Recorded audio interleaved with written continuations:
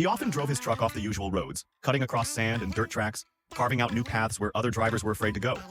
The sand would spray out to the sides as he powered through, and when he delivered faster and cheaper than anyone else, customers rewarded him with fat red envelopes.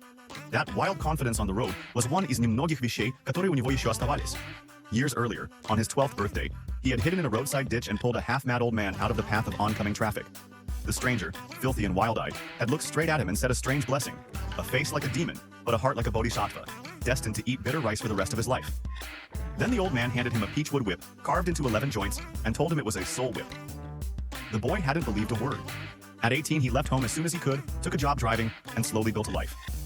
By his 30s, he had his own small transport company, a wife, and a daughter. From the outside, his life looked close to perfect. But then his parents died, his wife fell seriously ill, and the weight of hospital bills started to crush him.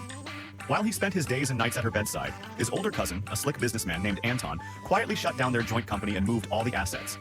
By the time the truth came out, there was nothing left. He couldn't even pay for his wife's medication. Desperate, he went to Anton's house, knelt at the gate in the dust, and begged for help. Anton invited him in, grilled the pork ribs he'd bought with his last 200 yuan, and ate them in front of him. Then he smiled and said, "Don't think you can threaten me long. Even if you dared to kill me, you still wouldn't win. Right now, you're not even as good as my dog." In the end, he sold his truck, borrowed money from anyone who would still answer his calls, and scraped together enough to pay the current bills. It still wasn't enough. His wife died anyway. On her deathbed, she squeezed his hand and whispered that it wasn't his fault. The real villain was Anton, with a sharp tongue and a rotten heart. She begged him to take their child and live well, to stay away from Anton, not to humiliate himself or exhaust his soul chasing revenge. He nodded through his tears, but inside he made a silent promise. One day, he would settle accounts with that man. Now he was drowning in debt, with only his daughter left. Cornered, he found himself one night staring at the old peachwood soul whip he had shoved under a cupboard years ago. Soon after, he received a call that would pull him into a different kind of darkness. A woman named Li Xia begged him for help transporting her and her 20-year-old daughter, Qingming, to a place most people avoided even in daylight: the abandoned cemetery on Qingming Mountain in Yangfeng County. As he drove, metal tools rattled in the passenger seat. Shovels, a can of gasoline, paper offerings. The soul whip lay beside them, its wood darkened with age. In the back seat, Li Xia held her daughter tightly. Meng was pale, exhausted, her eyes dull and unfocused. Over the hum of the engine, Li Xia explained. 3 months earlier, right after the Qingming festival, Meng had started having recurring dreams about a strange man. At first, the dreams were harmless. Slow, gentle conversations at night, walks together, casual dates in half-formed dream landscapes.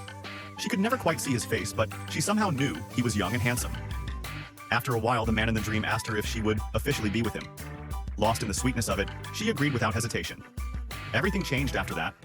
The dreams grew darker. The settings warped into a funeral hall, incense smoke curling in the air, a coffin sunk into a pit, a pale tombstone looming overhead. Whenever she tried to run, the man was suddenly behind her, his voice cold and clinging. "Didn't you promise to be with me? Why won't you come to me? You can't escape, I'm waiting." Meng began to fear sleep. And yet every time exhaustion finally dragged her under, she fell straight back into the nightmare. She would wake up screaming, heart racing, on the verge of fainting. Li Xia did what any mother would do. She took her daughter to psychiatrists, collected prescriptions, tried different medications. Nothing worked. Then she turned to fortune tellers and masters of the occult. Different people gave the same answer. Meng had a heavy yin fate, and something from the other side had come to claim her life. As the nightmares intensified, Meng started sleepwalking. Her sense of what was real and what was dream blurred. Twice they caught her on the rooftop, toes inches from the edge. Not long ago, she sleepwalked again. But this time, instead of stepping into danger, she woke up clutching a scrap of paper. On it, in her own handwriting, was an address she didn't remember writing: Jinhekiao, Yangfeng County, end of Lumian Road. On the map, that point was the Qingsongshan Cemetery.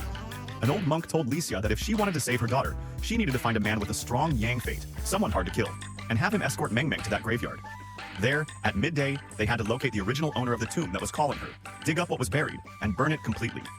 Only then, he said, would the peach blossom curse be cut off. But if they found the grave and lost control, both Meng and her escort might never come back. Most people refused as soon as they heard the details.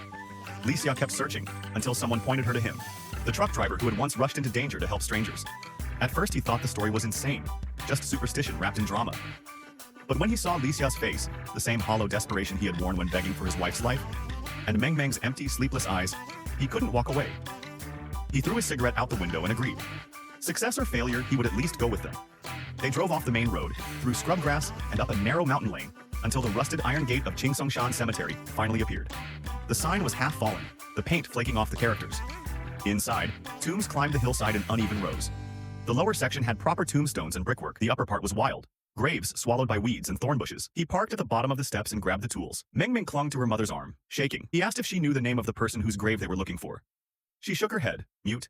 Leisha's voice trembled as she admitted they had no exact name, only this place. What do we do? She whispered. There are so many graves. Ming, think again. Was there any other clue? Ming stared out the window for a long time, then whispered that in one dream, there had been red lanterns hanging at the door, and the smell of fish and meat inside, like a family feast. Somewhere among these forgotten stones, a dead man was waiting for the girl who had promised to be with him.